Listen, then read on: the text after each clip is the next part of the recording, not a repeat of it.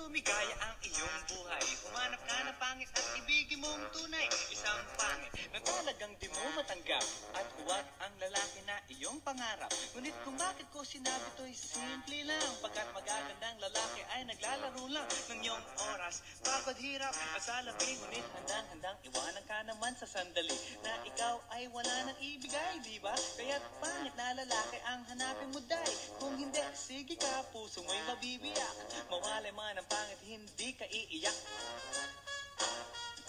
Humanap ka ng pangit. Humanap ka ng pangit. Humanap ka ng pangit. Ibigin mong tunay. Humanap ka ng pangit. Humanap ka ng pangit. Humanap ka ng pangit. Ibigin mong tunay. Isang pangit na babae na mayroong pagtingin. Mga liwa ka man na sige lang, andyan pa rin pagkat ikaw talaga ang kanyang pag-aari. Pag-isipan kang iwanan, hindi na maaari. At kung malingat ka man, huwag mag-alala. Sigurado ka naman walang makikipagkilala. Kung kasama mo siya, di bali na ang katakutan, okay lang. Kung ikaw na may paglilingkuran, kaya para lumigaya ang iyong buhay. Humanap ka ng pangit at ibigin mong tunay. Kung hindi, sige ka, puso mo'y mabibiyak. Mawalay man ang pangit, hindi ka iiyak, di ba? Humanap ka ng pangit.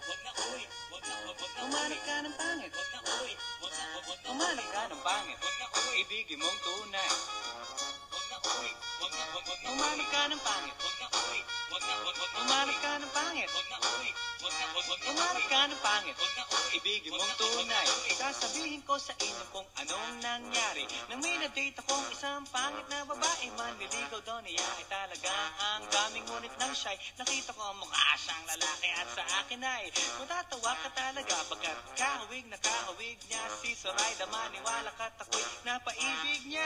Bakit?